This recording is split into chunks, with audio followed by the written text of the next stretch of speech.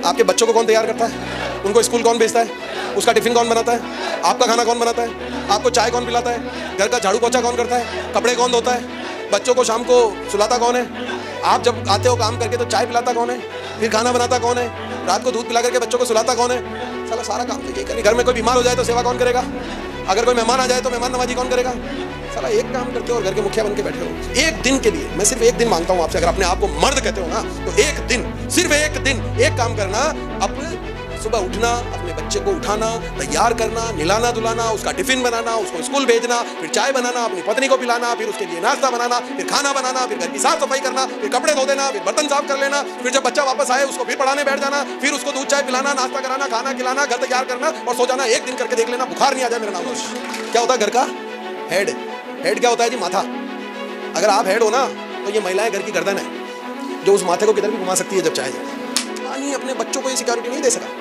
उनके 2 बेटे थे, संपत्ति में 65 हजार करोड़ रुपए दिए। हमारे पास 65,000 छोड़ो, 1000 करोड़ हो तो हम सोचे कि साला 7 पुश्ते बैठ करके खाएगी। 65,000 करोड़ रुपए दोनों बच्चों को दिए। एक का नाम मुकेश अंबानी, एक का नाम अनिल अंबानी। मुकेश अंबानी आज दुनिया का बहुत बड़ा उद्योगपति है और वहीं अनिल अंबानी बैंकक्रप्ट हो गया, फैक्ट्रियां भी नीलाम हो गई। एक ही जन्म में 65,000 करोड़ भी जीरो कर दिए और अब कोई तरीका नहीं है कि अगले महीने फिर इनकम आ जाएगी। पर आपके बच्चों को अगर आरसीएम कर लिया तो अगले महीने इनकम आएगी।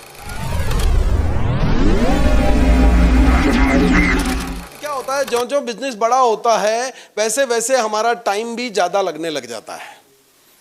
अगर एक दुकान चला रहे हैं तो कम टाइम देना पड़ेगा, पर अगर 5 दुकान चलाएंगे तो ज्यादा टाइम देना पड़ेगा। अगर आप कुछ भी बड़ा काम करते हैं, एक होटल चला रहे हैं तो कम टाइम देना पड़ेगा, 5 होटलें होंगी तो ज्यादा टाइम देना पड़ेगा। पर आरसीएम में मैंने देखा जो जितना बड़ा हो जाता है, जितनी बड़ी पिन आती है वो उतना ही फ्री हो जाता है यार।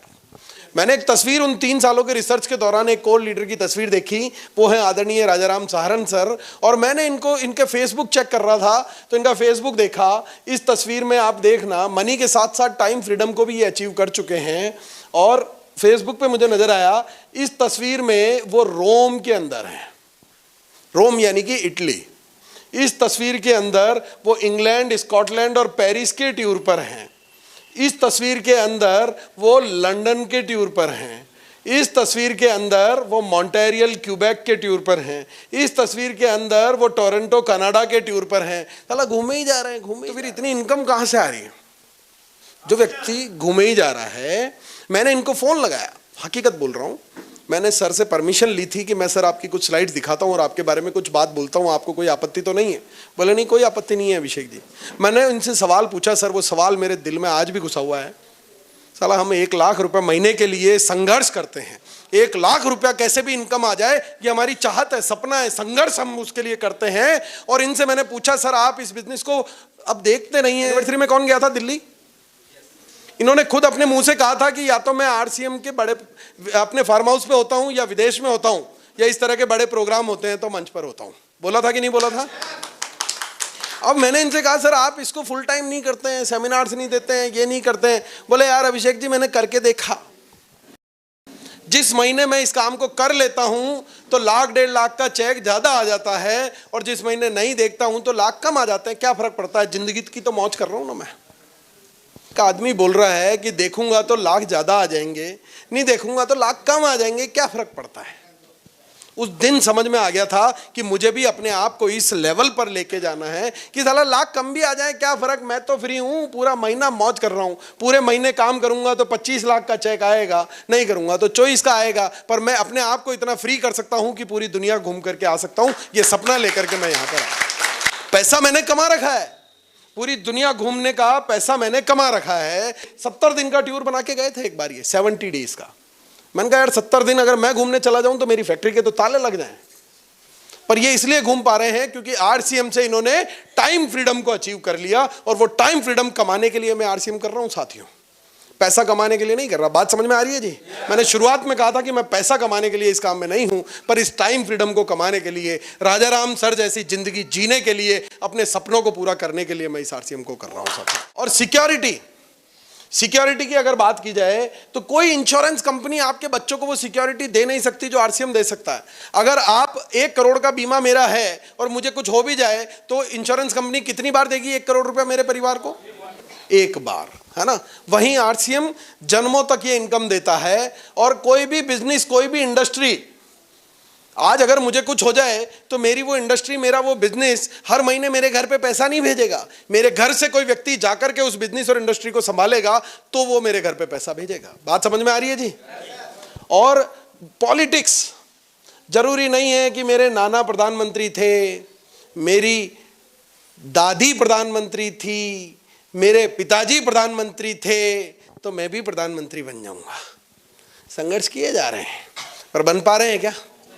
नहीं बन पा रहे ना, तो कोई गारंटी नहीं है, कहीं सिक्योरिटी नहीं है। पर यहां पर एक बात पक्की है कि अगर मेरे पापा रूबी थे तो मैं रूबी बनूंगा, वो सफायर है तो मैं सफायर बनूंगा, और वो डायमंड है तो साला मुझे डायमंड की इनकम, और मेरे बाद मेरे बच्चों को भी आएगी। इतना शानदार सिक्योरिटी आपको देता है। गवर्नमेंट जॉब भी कोई सिक्योरिटी नहीं दे सकते। आप आईएएस हैं, आप कलेक्टर हैं, आपका बच्चा भी कलेक्टर थोड़ी ना बनेगा, नहीं बन पाएगा। और वहीं आरसीएम के star diamond mister Ravi Sharma sir, इनके पिता की जब मृत्यु हुई, ये विदेश में पढ़ाई कर रहे थे, आरसीएम के बारे में कुछ भी नहीं जानते थे, जिंदगी में कभी कोई प्रोग्राम, मीटिंग, सेमिनार, कुछ फंक्शन इन्होंने शायद हो सकता है 2-4 अटेंड किए हो, पर आरसीएम को नहीं जानते थे। और जिस दिन इनकी पिताजी की मृत्यु हुई उस दिन से इनको 30 लाख रुपए महीने की इनकम आती है साथियों। जब पावर समझ में आई तो आरसीएम को करना शुरू किया, और जब खुद ने भी करना शुरू किया, खुद की भी ताकत लगा दी, तो वो इनकम बढ़कर के आज 50 लाख रुपए महीने की हो गई। उस 50 लाख रुपए से इन्होंने सोना खरीदा, सोने की रेट आज 1 लाख रुपए हो गई कि नहीं हो गई? जब इतनी कीमतें बढ़ गई तो उन्होंने सोचा यार इस सोने को बेच देता हूं, कितना मुनाफा मिलेगा। जैसे ही घर की अलमारी खोली तो देखा सोना गायब, सोना चोरी, पूरा 50 लाख रुपया हो गया जीरो। पर कोई टेंशन नहीं है, क्योंकि अगले महीने फिर 50 लाख का चेक आएगा। आएगा कि नहीं आएगा? फिर अगले महीने उस 50 लाख रुपए से एक खरीदा प्लॉट पे निकला साला किसी पहलवान का कब्जा, पेपर निकले सारे फर्जी, फिर 50 लाख रुपए हो गए। फिर भी कोई टेंशन नहीं है, क्योंकि अगले महीने फिर 50 लाख का आएगा। फिर 50 लाख रुपए को लगा दिए शेयर मार्केट में, जिस कंपनी में लगाए उस कंपनी के शेयर हो गए डाउन, फिर 50 लाख रुपए हो गया जीरो। अरे पर आपने काम ही ऐसा किया, आपकी औलाद कितनी बार जीरो करे साला हर महीने उसको चेक आएगा। ऐसी सिक्योरिटी में अपने बच्चों को देकर के जाना चाहता हूं, और इसलिए मैं आरसीएम कर रहा हूं। उनके 2 बेटे थे, संपत्ति में 65 हजार करोड़ रुपए दिए। हमारे पास 65,000 छोड़ो, 1000 करोड़ हो तो हम सोचे कि साला 7 पुश्ते बैठ करके खाएगी। 65,000 करोड़ रुपए दोनों बच्चों को दिए। एक का नाम मुकेश अंबानी, एक का नाम अनिल अंबानी। मुकेश अंबानी आज दुनिया का बहुत बड़ा उद्योगपति है, और वहीं अनिल अंबानी बैंक करप्ट हो गया, फैक्ट्रियां भी नीलाम हो गई। एक ही जन्म में 65,000 करोड़ भी जीरो कर दिए, और अब कोई तरीका नहीं है कि अगले महीने फिर इनकम आ जाएगी। पर आपके बच्चों को अगर आरसीएम कर लिया तो अगले महीने इनकम आएगी। बात है अब तीसरा मेरा सबसे फेवरेट टॉपिक है, वो है महिला सशक्तिकरण। क्या है जी? और यहां मैं थोड़ा सा विरोधाभासी हूं, यार इन महिलाओं को हम कैसे सशक्त बनाएं? ये तो हमसे ज्यादा पहले ही सशक्त है कि नहीं है? नहीं है? अच्छा चलो, क्यों हम तो मानेंगे ही नहीं। हाँ, क्योंकि भारत पुरुष प्रधान देश है। कौन सा देश है जी? यहां हम सोचते हैं घर का मुखिया, घर का हेड कौन होता है जी? पुरुष। क्या होता है घर का हेड? हेड क्या होता है जी? माथा। अगर आप हेड हो ना तो ये महिलाएं घर की गर्दन है, जो उस माथे को किधर भी घुमा सकती है जब चाहे। आप महिलाओं को कमजोर समझने की गलती मत करना। मात्र ये प्लेटफॉर्म नहीं था उनके पास, और ये ऐसा शानदार सुरक्षित मंच उन्हें मिला है आरसीएम के माध्यम से। और 2 साल पहले विधिवत मैं समझता हूं कि जब से 1 PM का मंच आया, महिलाओं ने इसमें बढ़ चढ़ करके हिस्सा लेना शुरू किया, सीखना शुरू किया। और 1 साल उस मंच को हुए, तब 1 ही साल बाद जो कमाल इस पुरुषों ने इस अभियान में 10 साल में भी नहीं किया था, अगले 1 साल में वो महिलाएं भारत के उस इंदिरा गांधी स्टेडियम के मंच पर पहुंच गई, जहां 25,000 लोग उनके सम्मान में तालियां बजा रहे थे। मैं आपको ये बात बताना चाहता हूं, ये सभी महिलाएं यार अपने दम पर ये इस अभियान में काम कर रही हैं।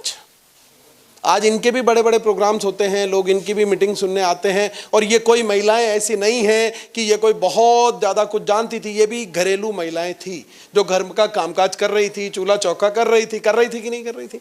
आप ही की बेटी हैं, आप ही के यहीं से हैं। आप इन बात को गहराई से समझें।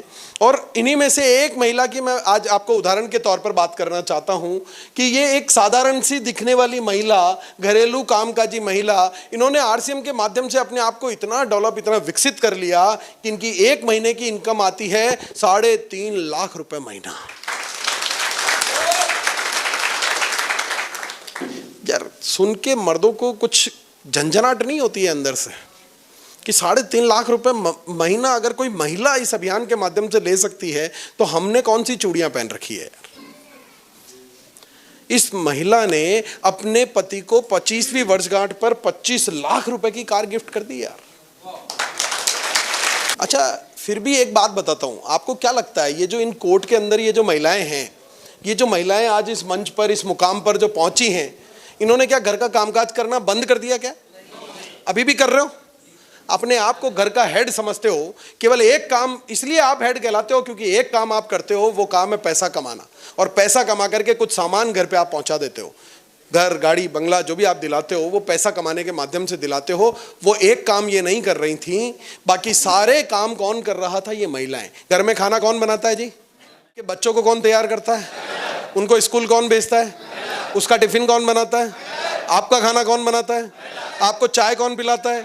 घर का झाड़ू पोछा कौन करता है? कपड़े कौन धोता है? बच्चों को शाम को सुलाता कौन है? आप जब आते हो काम करके तो चाय पिलाता कौन है?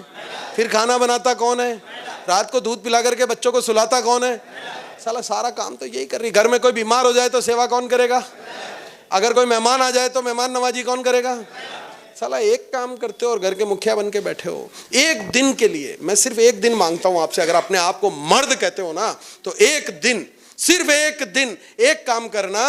अब सुबह उठना, अपने बच्चे को उठाना, तैयार करना, निलाना धुलाना, उसका टिफिन बनाना, उसको स्कूल भेजना, फिर चाय बनाना, अपनी पत्नी को पिलाना, फिर उसके लिए नाश्ता बनाना, फिर खाना बनाना, फिर घर की साफ सफाई करना, फिर कपड़े धो देना, फिर बर्तन साफ कर लेना, फिर जब बच्चा वापस आए उसको फिर पढ़ाने बैठ जाना, फिर उसको दूध चाय पिलाना, नाश्ता कराना, खाना खिलाना, घर तैयार करना और सो जाना। एक दिन करके देख लेना, बुखार नहीं आ जाए मेरा नाम बदल देना।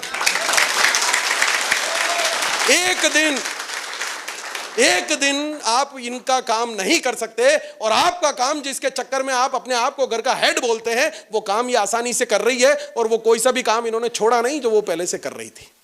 ये इतनी सशक्त हैं कि ये खुद के काम के साथ साथ आपका काम कर सकती है। शायद हम कमजोर हैं जो अपने काम के साथ साथ इनका काम नहीं कर सकते, है कि नहीं? तो ये महिलाएं जो लाखों रुपए महीना आज इस आरसीएम के माध्यम से कमा रही हैं, ये हम सबके घरों में मौजूद हैं। बस हमने इनको घर की चार दीवारी में पैक कर रखा है, हमने इनको चूल्हा चौका संभला रखा है, हमने इनको वो अपॉर्चुनिटी नहीं दी, वो प्लेटफॉर्म नहीं दिया। आप अपने घर की महिलाओं को 1 PM के प्रोग्राम में लेकर के आए, इस तरह के सेमिनार में लेकर के आए, और वो आपको आपके साथ एडिशन करती है आपकी लाइफ में। आप पुरुष हो, एक महिला से जब शादी करके आते हो तो एक और एक मिलकर 11 बनाते हो, और ये महिला हैं, आप सिर्फ 10 की संख्या बढ़ाते हो, और ये एक बच्चे को जन्म देके उस 11 को 111 बनाती है, ये 100 की संख्या बनाती है। ये वो महिला है जो एक बच्चे को जब जन्म देती है ना, वो काम भगवान आपको भी दे सकता था, वो भगवान है, वो चाहता तो बच्चा पुरुषों से पैदा करवा देता, पर इनको वो काम किस लिए दिया उसने? इसलिए दिया क्योंकि आप में उतनी ताकत नहीं है। क्योंकि एक महिला जब अपने बच्चे को जन्म देती है ना, तो उसे इतना दर्द होता है कि आपकी 20 हड्डियां एक साथ फ्रैक्चर कर दी जाए। उसे इतना दर्द होता है कि आपका ये नीचे वाला होठ खींच करके आपके माथे के पीछे ले जाया जाए। इतना पेन होता है जब उसने आपको जन्म दिया था। और आज तक चेक करो, इस हॉल में बैठे हुए सारे लोग चेक करो, आपके खानदान में, रिश्तेदारी में, अड़ोस में, पड़ोस में, गांव में, गली में, शहर में किसी महिला को अटैक आया क्या? पुरुषों को बोलो, पुरुषों को, महिलाओं को नहीं याद आ रहा? इतनों में से, अरे इनका दिल है ही इतना मजबूत कि ये बड़े से बड़े दर्द को झेल जाती है। पुरुषों को अगर ये जनसंख्या बढ़ाने का काम अगर भगवान ने आपको दिया होता तो उस लेबर रूम में पहुंचते जरूर एक बच्चे को जन्म देने के लिए, पर अंदर से हार्ट अटैक होकर के बाहर निकलते और साला जनसंख्या वहीं फुल स्टॉप लग जाता। तो ये पहले से सशक्त हैं, हमसे ज़्यादा स्ट्रांग हैं, हमने इनको केवल एक प्लेटफॉर्म देना है। और मेरी गारंटी है, ये आप अगर अपनी ज़िंदगी के सपने देखते हैं तो उस सपनों को कई गुना स्पीड से पूरा करने का कोई काम कर सकती है तो ये महिलाएं। ये वो महिलाएं हैं, साला आप अपनी मर्जी से घर में सर्फ कौन सी कंपनी का आएगा वो भी डिसाइड नहीं कर सकते। काहे के घर के हेड हो, वो भी महिला बताएगी।